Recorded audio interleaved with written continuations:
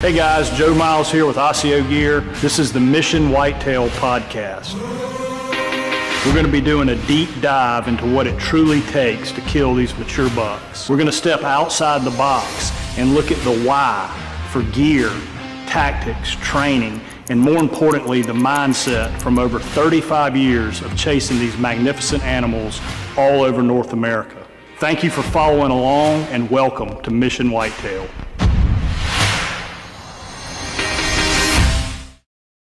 All right, guys, welcome back to Mission Whitetail. We got a really cool guest today, Andy May. He's been a buddy for a couple years. I've met through social media. He, like me and Kevin, is big into the archery side of bow hunting. Gets really technical with his setups, as well as how he hunts and where he hunts, and just a great story. Andy, I'm not going to put words in your mouth here, let you talk a little bit, but, kind of grew up not in a hunting family, if you will, and kind of learned everything on your own, and just a real fascinating story. So if you don't mind, man, just tell us a little bit about kind of your history. And I know you've done this on about 75 different podcasts, so you're probably tired about talking about that. But if you would, just give us a little background on how you got going so our listeners can know more about you. Yeah, sure thing. No problem. Thanks for having me, by the way. I love your guys' podcast. Love what you're doing. So I'm happy to be here. Well, thank you. Yeah. So I got started, like you said, I didn't come from a hunting family. I got started a little later in life, and actually got started in archery before bow hunting. My cousins got into bow hunting the year before me, and they were kind of like my brothers. I grew up an only child. Didn't have a dad around, so it was just my mom and I, and they were kind of like my brothers, and they got into bow hunting through a friend of theirs. And the following, right after the bow season, we have a really big bow shop in my hometown, or my old hometown of Jackson, Michigan. It's called Shupex Archery, and they have a giant bow range, 2 floors, and they run these winter leagues. And my cousins were like, you should try archery, come shoot these leagues with us. Well, I didn't own a bow or anything. And I was over at their house one day. This was in the winter, in December or something. And they handed me their bow, and they're like, shoot those like old plastic garbage cans, like the Emmons garbage cans or whatever, they're on the wheels or whatever. And they're like, shoot an arrow at that or a garbage can. So I just, I've never really shot a real bow before, but I pulled it back, and I was aiming at that thing, just shooting fingers, and I'm kind of like aiming, and I let go, and it goes right into their garage. But that feeling when I released that arrow, I was like, that is freaking awesome, man. I fell in love with it right then and there. And I ended up going down to Shupex, and I bought a used bow. It was a Bear. I can't remember exactly which one it was. But that's how it all started. I got into those archery leagues, and I don't know if it was, I don't know what it was. If it was like my mentality, because I fell in love with it right away, and I started practicing constantly. Well, I got in this archery league with, the hunting culture in my hometown of Michigan is as big as it gets for Michigan. Jackson County, there's tons of hunters. It's a very well-known county in Michigan, and we got the biggest archery and gun shop in the whole state right here. So there's a giant culture here, and the leagues are full Monday through Saturday, full with hunters, men, women that just are ate up with hunting. So there was a lot of like really seasoned bow hunters that were up there. And my very first year shooting in that league, I got first place. Oh, wow. And that's with no training or anything, but I think it was just, I probably had a little good eye-hand coordination. And I think just the way my mind worked, I fell in love with it. And when I fall in love with something, I tend to get obsessed with it. And I'll practice and practice and practice, a lot like a professional athlete would practice on their craft, And it's not something like I really choose to do. It just, I don't know. I just feel driven to do it when I'm passionate about it. And it's not with everything I do. It's just certain things, Yeah, I you get know. that. In fact, the things that I'm passionate about usually pull away from other things that probably deserve more attention. But archery was one of those things. And the owner of the shop, his name is Brian Shupek, and he's a big hunter, a big buck killer. And he's like, man, you really need to bow hunt. So I was like, huh, all right. I had done sports my whole life. I was slightly above average. I was pretty good quarterback, baseball, average, basketball. I was pretty good, but nothing special. I didn't really stand out in anything in my life, really, to be honest with you. I always worked really hard at those things and wanted to be better at them, but I was limited by, you know, I guess by my genetics and talent, I guess. But archery was one of those things, like right off the bat, like I had some raw talent there. I had some ability, and it felt really good, to be honest with you. It felt good to be decent at something so quickly, and something that I put work into, and I immediately saw it. So I jumped right into bow hunting the next year, and I mean it was all over after that. I just completely fell in love with bow hunting and archery in general, and I've never really looked back. And I've kind of always had that mindset, all along, of just trying to get better and just kind of pound at that craft and just improve, improve, improve. And the archery side and the bow hunting side, um, just never really got comfortable with, like, okay, you're good enough at archery. Like, I always feel like if I can get this much better, it's going to help me that much more in the woods, Sure. and equal that much more success. And you do that over time, over years and years and years, it starts to make a difference. Maybe not every year, you don't see it, but you start seeing it, 5 years down the road, 10 years down the road. So that's kind of my brief story, I guess. The first love was archery, and then quickly following that was bow hunting. Well, speaking of archery, weren't you in a shoot last year with Levi Morgan and you guys tied or got real close or something? Weren't you telling me that? Yeah, it was it was nothing, nothing set up professionally or anything. It was a get together, a Spartan Forge get together. There was a bunch of guys involved with the Spartan Forge app there, and they had set up a course, and it basically we were just shooting at that red target with the little white dot. I can't remember what it's called, but some of the guys that were Lee Ellis, the guy from Seek One, he was kind of setting up these shots, and they were crazy shots. Some were 100 yards, some were 50 yards up into a barn window, just all these crazy shots that you would never see. And I don't know, there's 20 guys maybe in it, and it was really cool to shoot next to Levi. I mean, obviously the best 3D archer in the world, so it was Yeah, really cool right. just to kind of talk to him, ask him some questions, some archery questions. Really neat to see him shoot, and man, he's just a machine. But like the way we did it was everybody shot at a target, and the person that was furthest away was eliminated. So it went through it really quick, and we got down to the last three guys, and they decided on that one to eliminate two people, and Levi and I were the two furthest away. How And about that? the guy that won was a younger guy. He probably said two words the whole weekend. I think he was just there as like an intern, and he had just started archery like 3 years ago.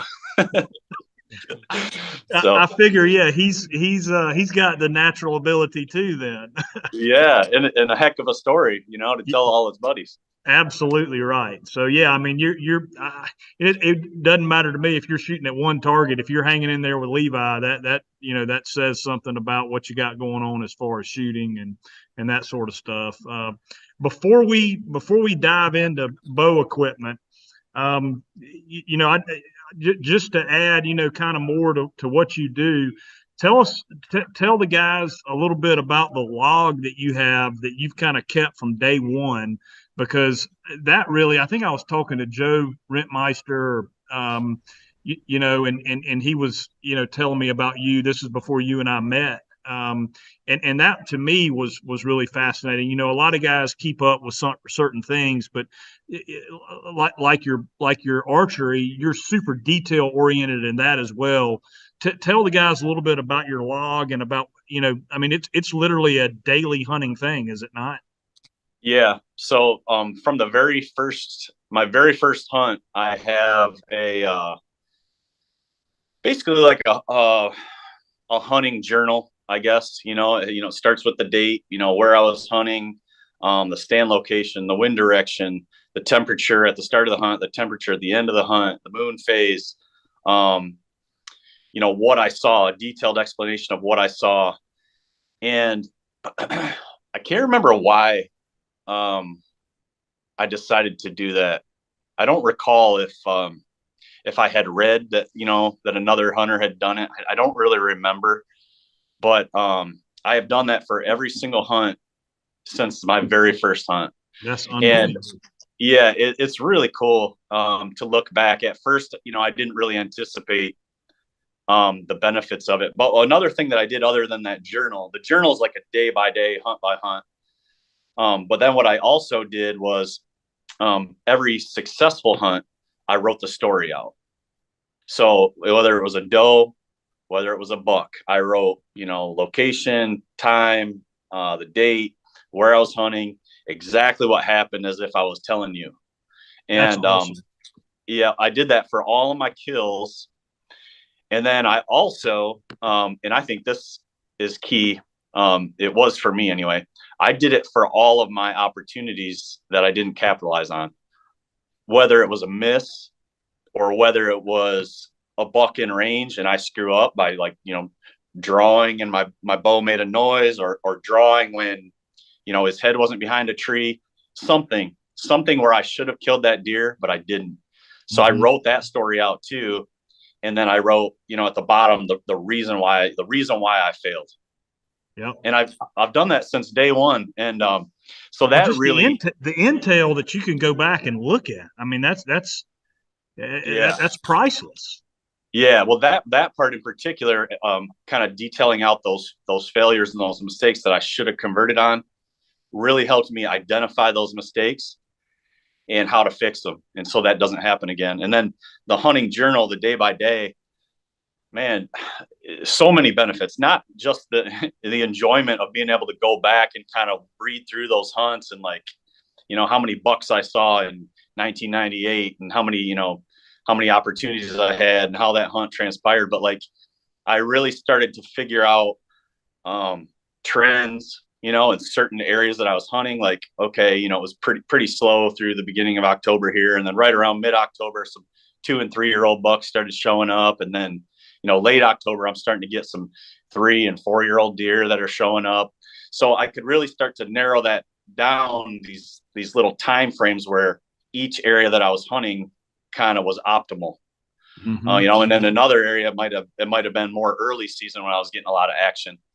And then on the rare occurrence that I did have a buck in Michigan to chase multiple years, that doesn't happen that often here. But when I would have that, now I could go back and be like, okay, this is what he did last year. This is what I saw him doing.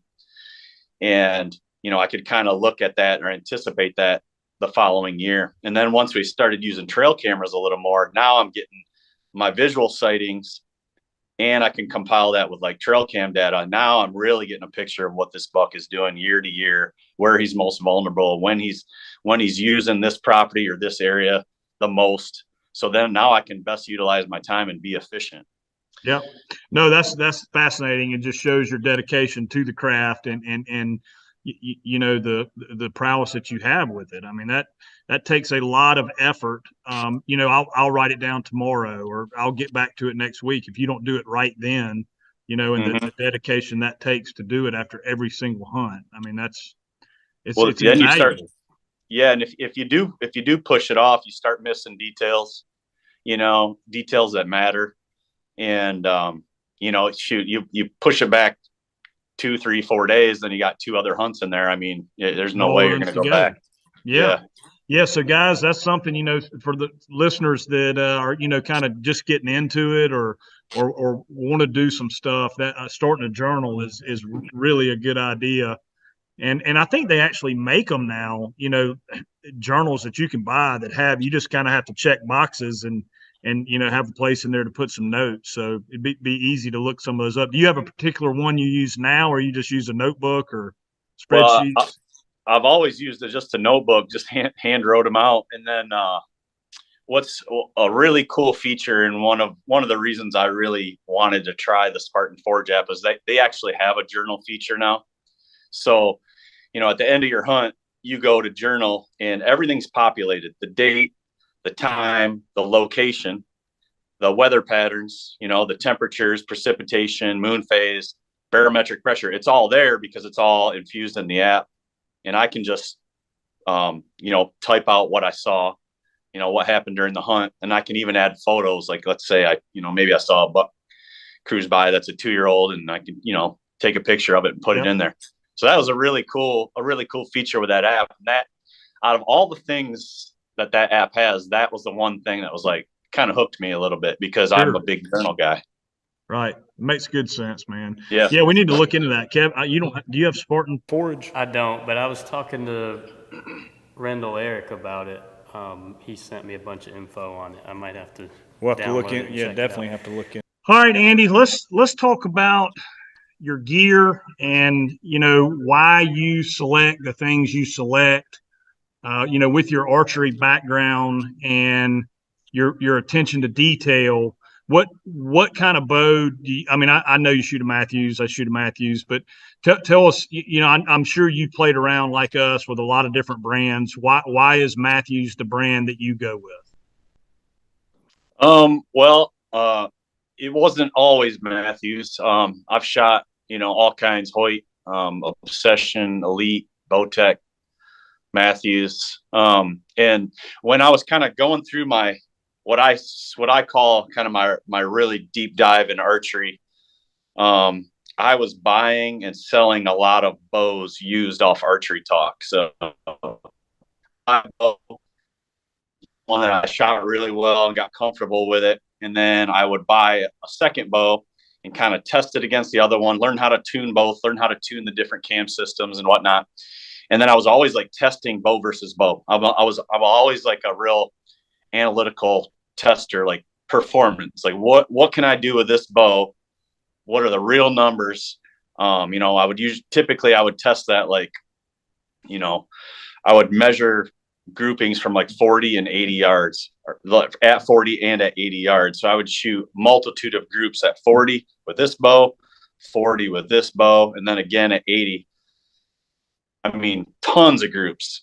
So I can get a real clear picture of, like, I shoot this bow better, whether it's the geometry of the bow, the grip, the way it's tuned, the axle to axle, whatever that was. I kind of went through that process with multiple bows, and just kind of like started to really find out what I liked, what I shot best, what my body liked, what my anatomy liked. And, there was always a bow that seemed to always come out on top for me. And then at one point I bought, I heard someone that I had a lot of respect for locally say he shot the Halon 32. I think that's what it was. Yeah, the Halon 32 7-inch. And he was just telling me how accurate he was with this bow. And I was like, huh, because I hadn't shot a Matthews in a very long time. So I ended up getting that bow and testing it against my number one bow. And all of a sudden, I was even shooting better. Like a bow that I couldn't top before, now I was shooting better. And, it's hard to say why. Like I said, I think people's shooting style and their anatomy, like some things just click. Some things just fit and feel right in your hand. Whether it's the grip or the size of the bow, the balance of the bow, the let off. But something with that bow really clicked with me. And one thing that I noticed about it, it was a little bit heavier bow. The grip was a little lower in the riser than some of the other bows that I had tested, and the arrow was running dead through right in the center. Um, it was it was a little heavier on the top of the riser, so I started messing around with stabilization a little bit, and I added some weight on the bottom half of the riser there, and just got that thing really balanced. And I was just shooting tacks with it, and all of a sudden, my confidence that was already pretty high with this other bow, it really shot up. So it's not like I was a dedicated Matthews guy.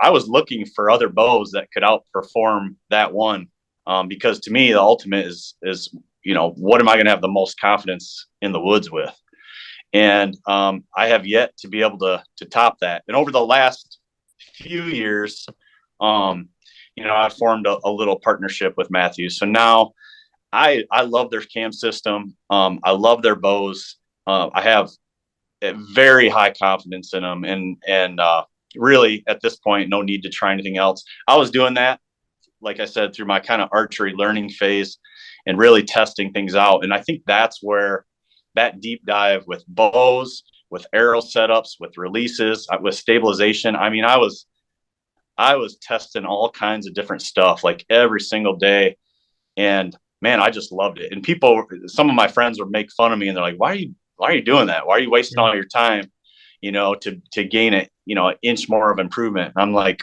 well, one, I love this. Like I'm having fun doing this. I would rather do this than go play golf.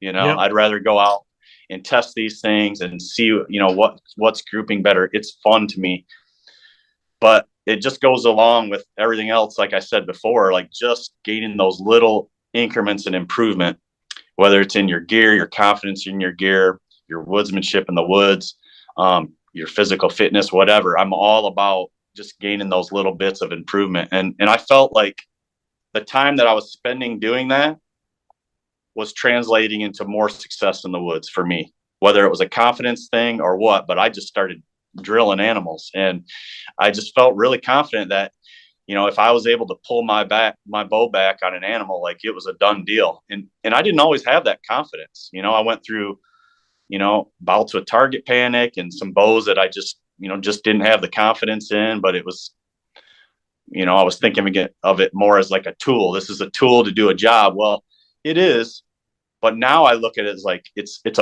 a part of my body almost. Like I want it to feel like it's a part of my body, that it fits like a glove, that everything feels right. And if you give me a bow that maybe feels a little different, the grip is a little off, the tune is off a little bit, or the balance is off, I mean, it feels like, it feels like I got one shoe on and then I got another shoe on that has a sole this big. And it's just like, I just feel so off. So I've really come to feel, to know that feel that I'm looking for in a bow.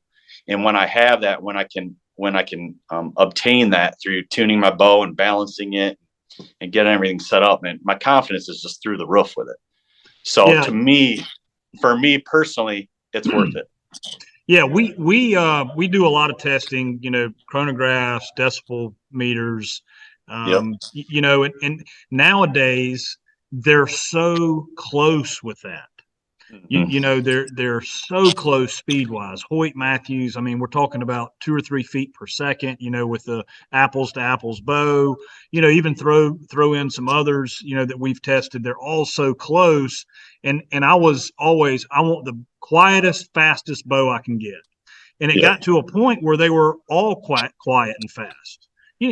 Some some are going to be a little bit louder than others, but the really high end stuff is really close.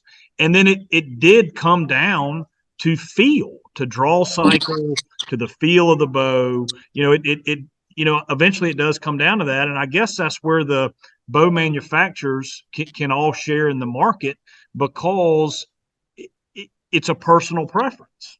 Mm-hmm. You can't build something that everybody's going to like. Yeah. And a lot of my friends think the Matthews bows are top heavy, and they don't really care for them because maybe they don't balance like a prime or something without stabilization. And I get that, but I actually like shooting a heavier bow. I shoot, my shots are more forgiving, for my errors. Like I am not I'm not a professional archer. I'm not a perfect archer. I'm full of mistakes and flaws. But by having a little bit heavier bow that's balanced with stabilization, it eats up some of my flaws a little bit. And I can still have a very forgiving arrow. When I don't make that perfect shot, it's still hitting right there. But one thing you mentioned that I forgot to mention that is right at the top of my list, 100% is a quiet bow. And yeah, now a lot of bows are catching up to Matthews, but for several years there, they were leading the pack. There's no When that question. when that Triax came out, and then the Verdicts, and then the VXR. I mean, those were way quieter than anything else on the market. And a quiet bow, a quiet setup, definitely translates into better success in the field when you're taking that shot, because I think there's a threshold there of and these bows are like teetering on that threshold of what makes a deer react and what makes a deer not react. And I really believe that we're right there. And some bows are a little over that, and some bows are just a little under that. And I don't think it's much. I think we're right there, because I used to have to aim. When I had like my old high country and some of these elites that I shot, they were loud. I could shoot them good, but they were loud, and I'd have a lot of deer duck my string. And I used to have to aim dang near at the bottom of the deer to even get them, because I was shooting so many, hitting them high above the back straps. It was terrible. But when I shot that, I think the Triax was the first one I shot, and I was just like, holy smokes, like this thing's quiet. And people were making comments on it. Man, that thing's quiet. And I started having deer react less. And I saw the value in having a quiet bow. So then I started thinking like, okay, my bow's quiet. It's making a thud more than a slap or a loud like jolt. What are some other ways I can make it quiet? Broadhead, fletching, all these things. I really started trying to get as quiet as possible. And I was doing exactly like you do. I was recording it, setting a camera out there and hearing it whiz by. And then I would say, okay, this one's a little quieter. And that's how I settled on, the fletchings that I did. But then I found like, okay, these quiet fletchings might not always steer the broadhead that I want as good as it can. So I started having to play around with that. Sometimes my quietest fletching that were really low profile wouldn't steer a fixed head worth a darn. So then I had to start looking at mechanicals and whatnot. Or if I did want to use a fixed head, something a little higher profile, but I still tried to find that quiet. That's other than feel and forgiveness in the bow, that is right up there with what I prioritize. Yeah, quiet. I mean, there's no doubt that has to be the quietest. To me, it's the quietest, fastest bow you can get. Mm-hmm. And then obviously feel. It has to feel. You have to be able to shoot it well, because you can't have the quietest, fastest bow, and if you can't shoot it, it really doesn't do anything for you. But you started talking about broadheads. I think I got it on the list here to get into a minute. But sticking with the bows, do you put an aftermarket string on, or do you go with the zebra string that comes on the bow? So I've shot the zebra strings. Haven't had a whole lot of issue. Maybe a little string stretch initially. I'll kind of twist everything down, get it where I want it, shoot it for a while, then I'll go back and test it. And almost always I've lost like a couple pounds. So I know the string stretch just a touch. But usually once I set them that second time, they're usually good to go. But the last two bows I've actually had, I think his name is Gene Kosuth. He's a friend of mine. His dad makes custom strings. He's out of Missouri, and he sent me a couple of strings, and I've been really, really happy with those. So I know there's a lot of really good aftermarket strings out there, but I've talked to the guys at Matthews, and the zebra strings now are not the zebra strings that were, 5. That's what I was about to. That's exactly what I was about to say. Joel Maxfield, who works at Matthews, who I'm sure he and I are buddies, yep. and we talk a lot. And he says the majority of issues they get back at the factory, like customers that have bows and return them for issues, is because people put aftermarket strings that weren't correct, and it messes with the timing, it messes with the cams, and those are the most of the issues they get back are because of aftermarket strings. And I mean, look, Matthews has millions of dollars of equipment to test all of this stuff to produce the best string possible. And yeah, I think Zebra at the beginning got a pretty bad rap, but man, they fixed that. And do you shoot an aftermarket string, Kevin? No. No, I mean we both. Kevin's shooting Hoyt this year, but you shot Matthews forever. You don't shoot a.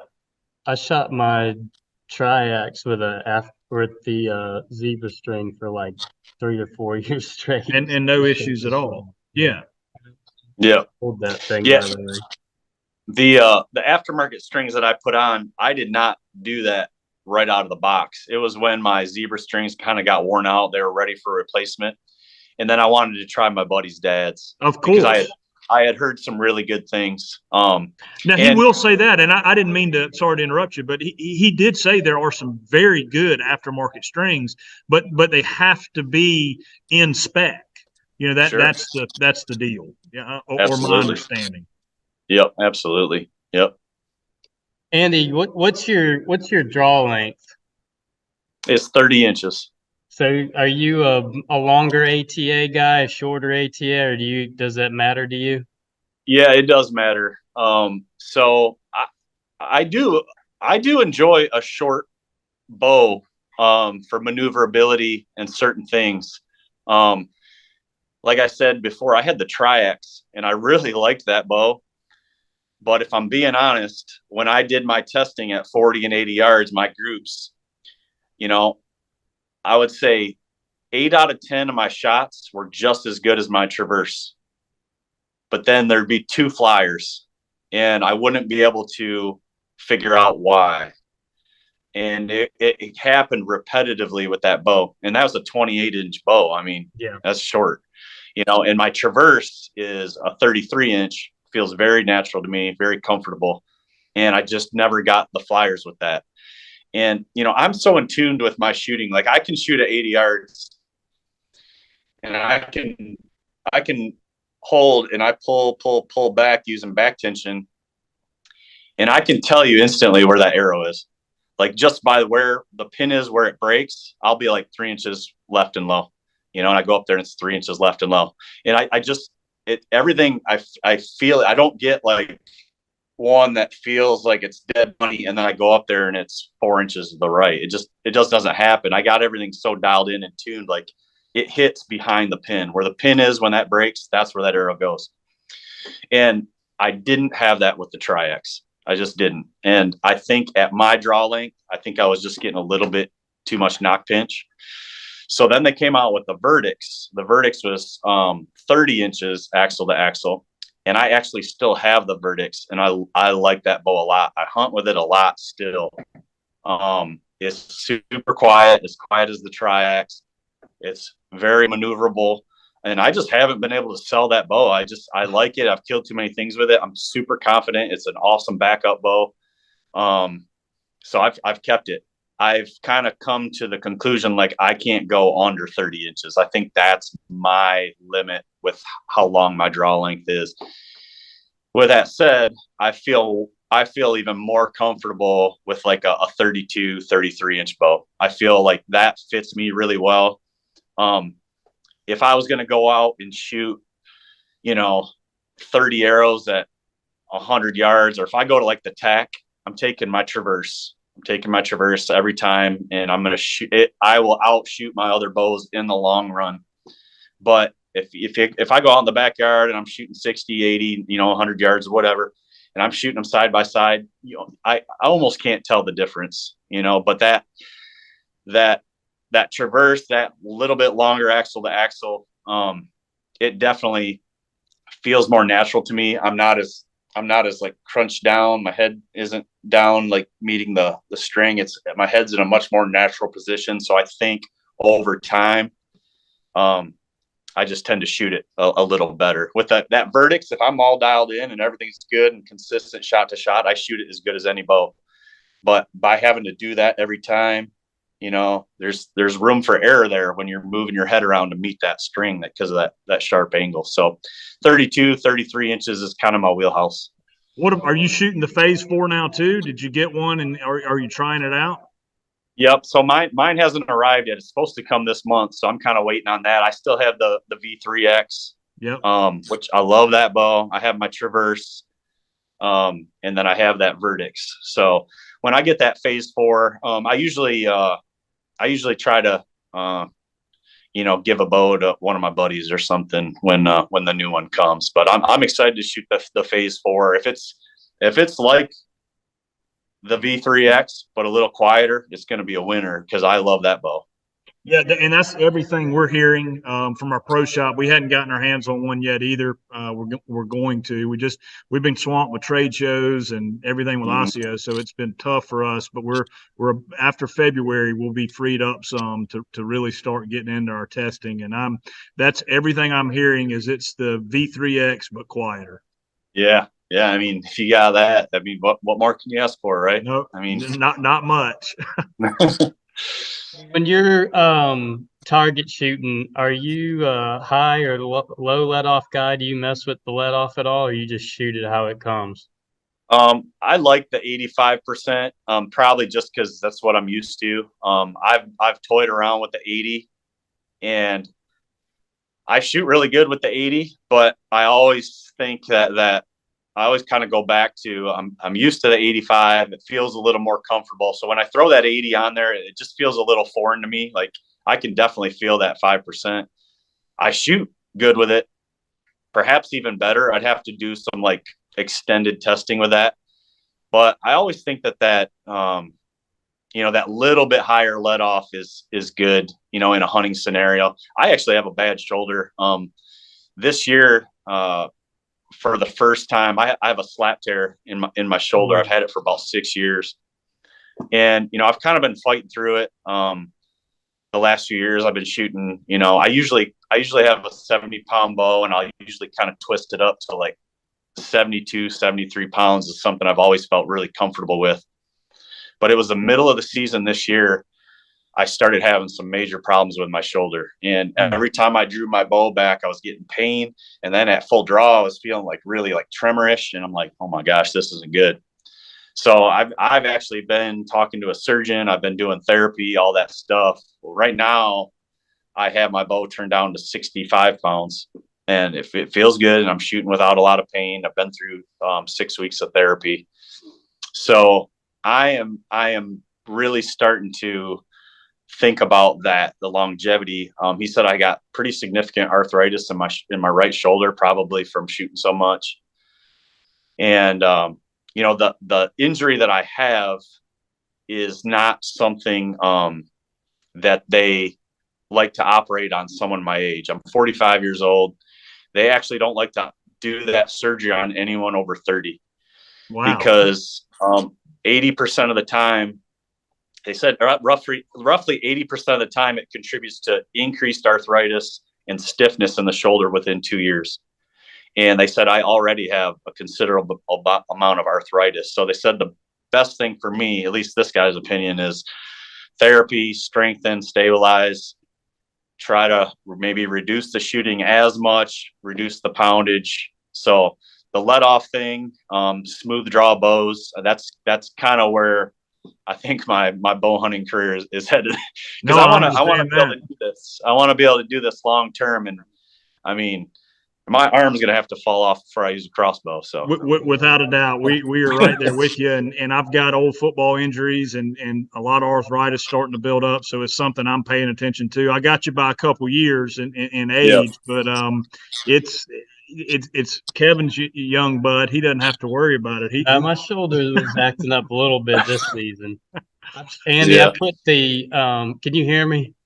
Yeah. I put the 75% let off mods in my Traverse at the beginning of the season, and holy moly, that thing wanted to just take it from you. It seemed like it was crazy. I ended up being able to get the muscle memory down and start shooting it pretty well. But I don't think I'm probably going to switch them back over to the 85s or 80s that thing had, because it was pretty wild.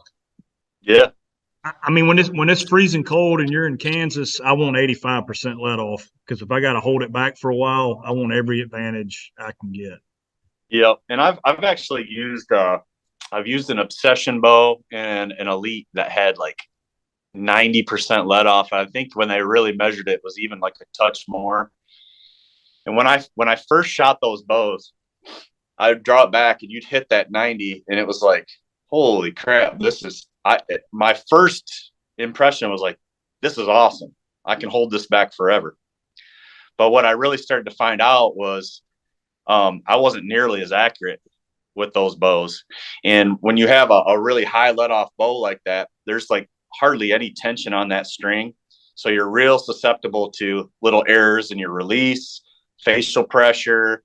If you got a mask on, any little thing that's messing with that string, because it with 90% let off, it's just barely there. There's like hardly any tension. So I think 85 for me personally is a good sweet spot. I'm holding back some weight, not too much. I can hold it back comfortably. I can't hold it back forever, but I can hold it back long enough. It hasn't cost me yet. So I will kind of where say I'm with at. I will say with like the Hoyts, when I messed with the different let off, it didn't seem like it changed it much. It maybe like shortened the draw length a little bit, and maybe that's what it does on all of them. But um, it seemed like the Matthews was a little more drastic when I switched around the let off than like the Hoyt or another bow. Yeah, that's interesting. Let's dive into arrows. Okay. I think we got pretty talking whitetail setup.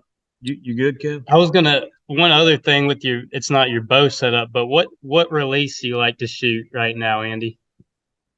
So I have quite a few releases. I have hunted with a Carter Too Simple 3-finger pretty much exclusively for the last, I don't know, maybe 8-9 years. It's just I like it because I can hook it to the D loop and just kind of let it sit there. One thing I like about that particular one is there's a little button to cock it, and when you put the jaws around your D loop and you hit that button, it closes. So that button closes it. Where I had a stand before, which I love the stands. They're very comfortable. They even have more adjustment, but I would have to cock it and then close the jaw. And I don't know. I just didn't really like that extra step. I know with a thumb button, you kind of set it on there and you're good to go. But like in a spot and stalk situation, a lot of times I'm hunting antelope, mule deer, or whatever, and things might happen quick. And you're like, oh, here's, or elk or whatever, something moves in quick. Like I liked that I could just hit that little cocking button and it closed the jaws. And it's got a short head on it, on the release, and it just fits my facial features really well. And when I would switch to like one that had a little bit longer head, all of a sudden I felt like, everything was kind of a little further on my face, it felt a little looser. I didn't feel as tight. So I've just kind of always gone back to that release. With that being said, there are a couple times where I'll use an index finger release. Like the last time I went elk hunting, I used that because I didn't want to like lose my handheld. I'll have my handheld in my pocket when I'm elk hunting, and then when a bull's coming in or whatever, I'll hook it on. But I always worried about hitting that button and dropping it and then going to grab it and say, where is it? So I got a Carter Quickie 2. I don't think they make that one anymore. I think they make the Carter Quickie, but the Quickie 2 was one that Randy Almer recommended, and it's got the hook away from the face like this instead of towards the face. So it's actually reversed than most index fingers that you'd see. But I love that release. I shoot it really well. I shoot it the same way. I hook into it like this, and then my finger never moves. I just pull until it goes off. So it's got a really nice trigger on it. There's no travel or anything. I love that release. I could hunt with that no problem. And then I also have a hinge release that I shoot a lot. I shoot that a lot in the off season. I've been shooting that a lot lately. And honestly, I could hunt with that too. I shoot it really well. It's just with that one, obviously you can't, I mean, you could hang it on your D loop, but it's a very high risk of getting knocked off. So I hunted with the hinge one season, and I made 3 great shots on deer, and I don't know. It just wasn't quite for me for hunting. What I noticed was at severe angles, like when I'm shooting flat in the backyard and I let my thumb off that and I just kind of relax and the release rotates. That's all fine and good. But then when I'm in a tree stand and all of a sudden I'm down, at shots like this or turning my body like this in a saddle, the speed of the release, not the actual speed of the release, but the speed that I was manipulating the release changed. And I just wasn't quite as consistent with that. And it kind of plays with your head a little bit. So I've left that more for practice. And I think what that does is just reinforces that unanticipated shot, which I've worked really hard to try to master. That's really helped me when I was going through target panic. So everything now is like, I kind of use that unanticipated release, that back tension where I just pull. I don't ever manipulate my fingers into the trigger, if that makes sense. Yeah. Yeah, I tried to do the hinge last off season and it just freaked me out. I'm gonna need some lessons from you here because I can do. I watched your video where you pull with the thumb barrel Yep. handheld. I can shoot it just fine like that with the unanticipated release, but that click with the hinge, holy moly! I guess I just wasn't used to it. It freaking freaked me out. When it clicked, did you kind of jerk? It's like I would get it to the click and then I wouldn't relax anymore. I would pull but my hand would just stay all tense and I just couldn't get it to go. I just didn't. Yeah. I'd like lock up, I guess. Yeah. So the hinges are interesting. So like if you just relax your hand, like if you just let your hand look at your hand and then just relax it, like this is the position that's the natural relaxed position. It's not like this. It's like if you just let your fingers go, you see that angle right there? Yeah. So when you draw back a hinge, okay, and then you let your thumb off that, and then you rotate it to click, that's like, to me, that's like, okay, now I'm in the spot. Now I start my shot process. And if you just relax your hand, it automatically goes to that position. The hinge will automatically, as you relax, your hand is just relaxing into that position and it's rotating the hinge and then it fires. Now, yes, you can pull, but the way I always shot a hinge was I would come back, take my thumb off, and I would rotate to click. And now I'm like aim, and I'm just relax until it goes off. So you're still getting that unanticipated release because you're not hammering a trigger. And it's the same type of unanticipated release as if you're pull, boom. But it's just a different way to get there. So you have to be able to relax that hand and just let it go to that natural position with a hinge. And it does. It takes some commitment. Yeah, for sure. I can, like I said, I can do it with the thumb barrel release like you're doing where you relax, but for some reason that hinge was, I was running into some roadblocks there. Yeah. Anyway, all right, let's go on to arrows and whitetail arrows, Andy. And I know we're probably running on about an hour here already. So maybe we could do part 2 in a couple weeks or something like that. But let's go through arrows and broadheads real quick and see if we can get in that from a whitetail setup. Not elk, Cape buffalo, but whitetail setup. What kind of arrow are you going? What weights? What diameter? Walk us through what you're using for that. Yep, I've used mainly day 6 arrows the last 3 years. Really like the component system there. If you go back 4 or 5 years, there were some great shafts out there, and you started getting those different types of inserts, like the half outserts, they're half in, half out. And, they were okay. But I think I mean, I'm sure you've experienced this too. Sometimes you hit a target at an angle, or you hit something weird, and you'll get that insert that busts through the shaft, and you'll break it like that, or you'll hit something hard in your target, and then the end of your shaft is like kind of mushroomed a little bit, and it's trashed, right? It kind of shoves that insert in there.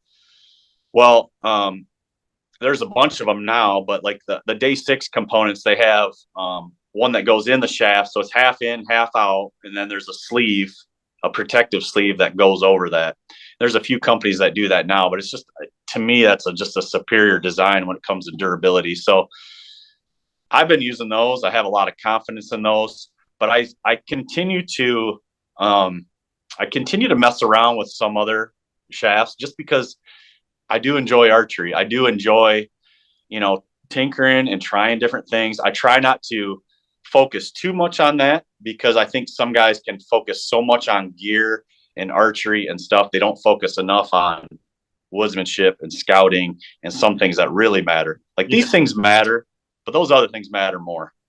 These are, I feel like when you kind of get that dialed in, then you can afford to take a little bit of time away from that and put it towards your archery and your gear and your mobile setup. But if you're focusing 100% on this, you're missing the boat on what really matters over here, in the woodsmanship and spending time in the timber and learning the way deer move and the way mature bucks act and all that. So I think there's a balance.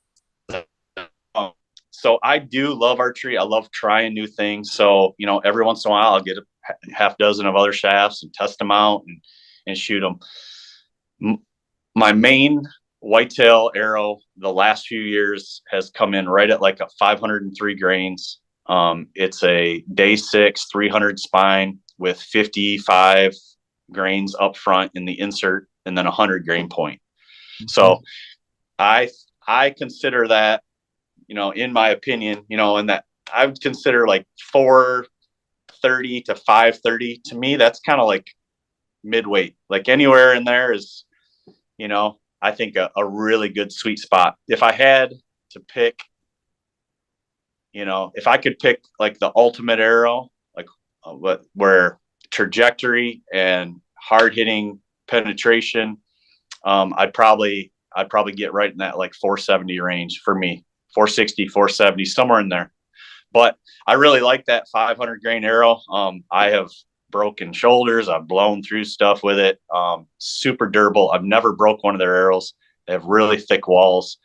And, being honest, a lot of the other shafts I've shot, just even shooting them in the backyard at targets, like, I'll break 2, 3, a summer, you hit something in that target, you hit a post or something, or it blows through and hits a rock. It's like, well, that one's trashed.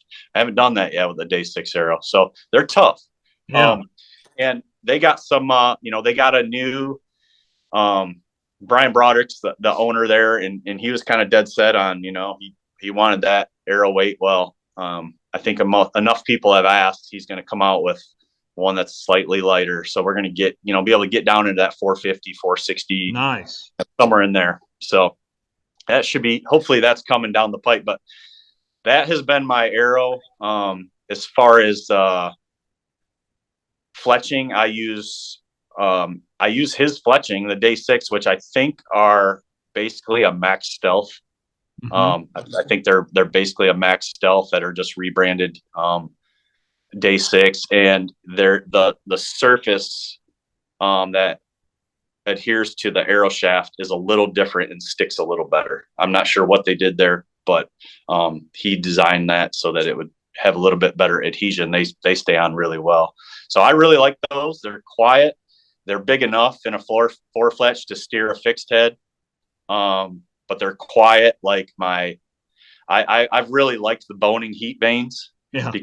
Because they're quiet. Yeah. Yeah. They're very quiet, and they steer a mechanical great. But when I throw a fixed head on with those heat vanes, I don't get quite the forgiveness and accuracy that I like. But those day 6 fletchings, those do steer most fixed heads. I'm sure you got to test it out. But as far as like what I put at the end of the arrow, I would say 90% of the time I'm using a mechanical. I've shot most of my deer with mechanical, but I always have 2 fixed heads in the quiver. And I always have my bow set up so that those shoot together. Maybe not at 100 yards. If I shoot like a sever or a tri-pan at 100 yards, they're going to hit, real close to my field point. And if I throw a fixed head on there at 100 yards, there's too much blade exposed. You're going to get too much wind resistance. It's not going to hit in the same, but I'm not shooting at 100 yards. So, Right. I have a lot of confidence in the mechanicals that I use that they're going to hit where my pin is. And I can't say that I have that same confidence with the fixed head. I can't. Now you give me in my backyard on a flat surface on a summer night with no wind. Yeah, I can shoot it pretty darn good. Yeah. But you get me on a tree stand with the wind blowing a little bit. Now all of a sudden my body's like this, all of a sudden, like the torque on my grip's a little different because I'm nervous. My body's contorted like this. All of a sudden my form is crap. I need. And you're out of tune. You're out of tune. Yeah, exactly. I need forgiveness at that time. So when I use a fixed head, it's usually I'm on the ground hunting. I'm in, thicker cover. Like I hunt whitetails from the ground a lot. I do a lot of still hunting. And if I'm in thick stuff, I'll usually have one of those on. If it's going to be like a 30-yard and in shot, hopefully even less than that. But if I'm up in a tree, more wide open, in my saddle or something, 90% of the time I have a mechanical on. So there was a time this year. Where I shot a buck with a mechanical, and I wish I had my fixed head, and it cost me. I hit him right in the shoulder, and I did not bust through it. And and I was on the ground, and it's one of those things where the previous 30 times I was in that scenario, I had a fixed head on, but that one time, I don't know why, I just grabbed the tri-pan, put it on. The buck I was after comes through, and I shot him from the ground, and I hit him. I aimed a little too far forward and hit him in the shoulder, and didn't recover him. So I do like to carry both because I do think both have their benefits, and for my style of hunting, because I do a lot of like sneaking around on the ground, still hunting. There's certain scenarios, certain types of habitat, and certain hunts where I do think the benefits of the fixed head outweigh the benefits of the mechanical. But 90% of my hunting, I think it's the other way. Yeah. Yeah, and so tri-pan and sever are your mechanical choices. Those are the ones I've used the most. Yep. The tri-pan killed a lot of deer with that. Very short track jobs, and I'm red green colorblind. Not completely, but very much so. Tracking deer is very difficult for me. Seeing blood, and the tri-pans, if I put it where it needs to be, I get really, really short track jobs, and I personally need that. Yeah, it's amazing. Yep. And then I've had really good luck with those. And then as far as the severs, I can't say that I have super high confidence in all the severs. I have used them all, but it's the 1.5 is the one that I really like. And to me, the reason it sets apart from the other two is the blade angle. So if you look at like the Sever 1.5, it has a very swept back blade angle. It's very tough. The blades are shorter, good blade angle, excellent penetration, super durable head. And then you look at the 2-inch ones, and they're out like this. And you really get more of that like slap cut. And you compare like a 2-inch Sever to a 2-inch tri-pan. The tri-pan has more of a swept back. So I think right there between those two, there's an area there where it's like, I don't know, there's an angle where you get too much, and it really, really eats up that penetration. Eats it alive. Yep. And I feel like that tri-pan blade angle is about as good as you can get with a 2-inch cut. and that Sever 1.5 has just a nice swept back, and it's an 1.5 inch cut. I mean, it just blows through everything. Yeah. So those are the two I have the most confidence in. But broadheads are something that I enjoy looking at and trying new things and testing them out. And but over the past few years, those have been the two that I've used the most and had the most confidence in. But I'll continue to try other things. Yeah, we're going to do, we got a test coming up in March. We've got some new ones. There's one called a VIP. There's one called there's a Clovis out now. I can't remember, but it's 3 or 4 new that have hit the market that are pretty interesting. I follow a group that Joel Maxfield's a part of called High Energy Bow Hunting. And it's kind of the opposite of the heavy era crowd. Heavy era, single bevel crowd is the other end of the spectrum, and it's good to see different points of views. And they put a couple broadheads on there that are interesting that we want to try out. So yeah, it is fun messing with all that stuff. And I'm with you, man. I've shot a couple deer with the Severs, but the Trypan over the last 5 years is just it is the blood trails you get. And I hadn't had penetration. I've lost 2 bucks in the last 5 years. One was shot with an iron wheel wide, high in the shoulder, and one was shot with a Trypan high in the shoulder. Basically the same exact spot. I just hit them bad. I made bad shots, and they both got away. But I think if I'd hit them with a 300 Win Mag right there, they'd have gotten away. It just was not. It was too high. It was maybe not. Kevin says no, they wouldn't. Okay, a 6.5 Creedmoor. How about that? There you go. Well, let me ask you. I got a question for you. I mean, you've killed, tons of critters. Not just whitetail. You killed mule deer and elk and ibex, and I don't know how many of those are archery kills, but I know you've killed a lot of species with archery.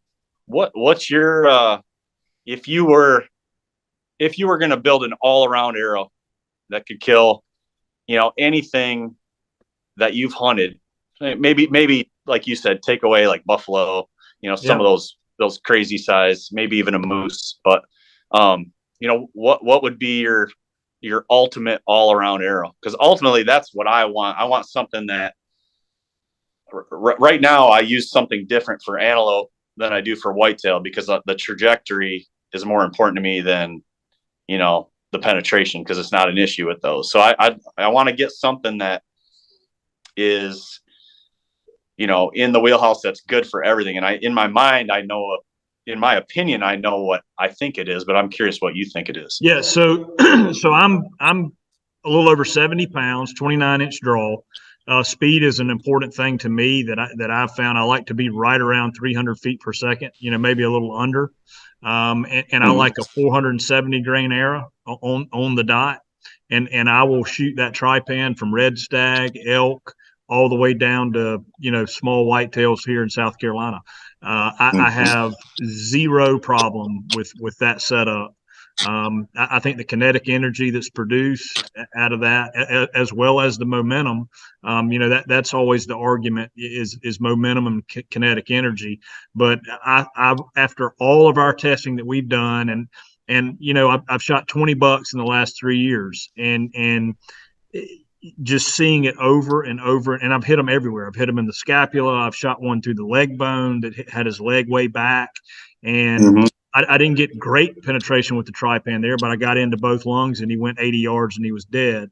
And I just think that weight, 470, gives you enough butt behind the arrow, if you will, enough momentum, and it's flat shooting. It helps you so much with any misjudgment and yardage.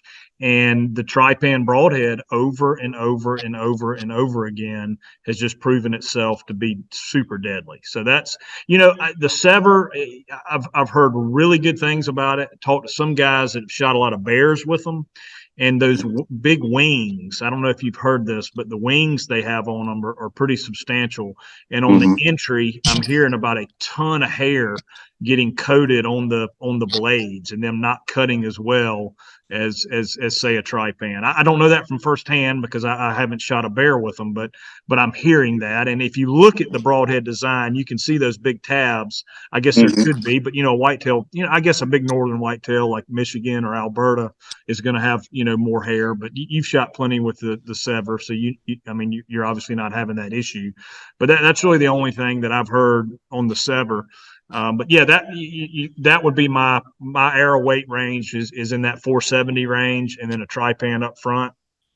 And then I love the heat vanes, and I run nocturnals on the back. I've really had, and we're brand neutral, man. We'll try anything.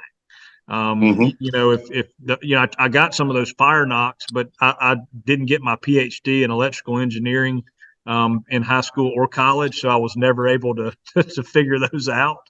But what about you on the nocks? Are you a nocturnal guy, or do you use something different? Yeah, I use nocturnals. I've used those the last, I don't know, dozen years or so. And I've actually shot multiple did the long range test. Like I said, I test everything. I don't throw a knock on without testing it against the knocks that the standard knocks. And I'll try different knocks to see what group's the best, what's most forgiving. And I will say, like at my longer ranges, like if I go with the day six arrows, like their stock knock, and then I put a nocturnal in there. When I'm shooting at 80 yards, I'm not getting quite the same grouping. And I think a lot of that just has to do with knock fit and on the string, and but it's so negligible.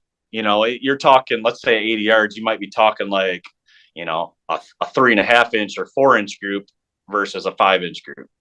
Mm-hmm. There's a clear winner, but does it really matter? I'm not really going to shoot anything 80 yards, but that often I have to shoot that distance to really see which one comes out on top. And then I'll say, is it worth changing? Is it, is the cost worth the benefit? And the benefit of the nocturnals for me is being able to see where that arrow hits. When you shoot and that arrow goes, it's like it leaves an imprint in your brain where it disappeared, and you kind of immediately know, or at least have a really good idea where you hit that animal. And that's a huge piece of the puzzle. Yeah. So, you shooting low light without a lighted knock, you might hear a thud and you don't know, and then you get a guy like me who can't follow a blood trail very good, so like being able to see where I hit the deer, that's a huge advantage to a guy like me. Like I need all the clues I can get. No, I get that. No, absolutely. Yeah. And my eyes are starting to get bad. The older I get, I'm starting to, Kevin and I were talking about that today. We're going to start wearing our cheaters, and it doesn't make me look near as tough when I have my glasses on, but I'm going to have to start doing it. Yeah, it happened to me this year. My eyes, like I've really noticed, like up close, my eyesight is really getting bad. But it happened to me this year. It actually cost me $1. I had a buck coming in, a nice one in here in Michigan, and it was low light, probably the last 5 minutes of daylight, and I have a slider on there, and I don't remember. He was just past 20 or something, but I was looking at my dial and I was like, gosh, I can't even see the numbers on it, and I was just like, I could see I had an HHA on there, and I was looking, and I could see the little colors, like it's colored like 20, 40, 60. But then I was like, are the colors every 10 or every 20? I couldn't remember, so I'm doing this, and it's like, I'm messing with it, trying to like figure it out. Next thing you know, he's kind of through the lane. I'm like, all right, well, that's an issue. Got to figure that one out. So yeah, it's the last 2-3 years, man, my eyesight has really gone down. And that's part of the reason I have trouble tracking, not only the color blindness, but just that low light vision of mine is not what it was. So you got to just adapt, right? I put mine on. Yeah, I put mine on my glasses. I'll take them with me and put them on, not the whole time. But when it starts to get low light, it gives me 10 more minutes. Yeah. be able to see in the low light with just regular glasses on. So Yeah. maybe I'll put some Osseo camo on them and make them look cool. That's There what you we go. need to do. Yeah. Yeah. The lenses too. No, no, They'll shoot a little more deer than you. I'm not going to do that. Well, man, I appreciate you spending your Monday night with us. And we got a ton more questions on here. And if it's all right with you, man, I'll text you next week or something, and we'll maybe try and schedule another time to do a conclusion here if that works for you. Absolutely. Yeah. Anytime, man. It was fun. I love a lot of the podcasts I do are talking tactics, and I'm happy to talk tactics. I love talking tactics, but every once in a while it's fun to deep dive into the fun stuff like this, archery. So that's good stuff, man. Well, thank you so much, Andy. We appreciate it, guys. Look up Andy on Instagram. Bow Hunting Dad is his Instagram page, and yeah, he's got a bunch of cool stuff going on, and a heck of a hunter and a heck of an archer. So, Andy, thank you again, buddy, for coming on, and I'll shoot you a text. all right, thanks, guys. All right, Appreciate buddy. you. Appreciate See it. ya. See you.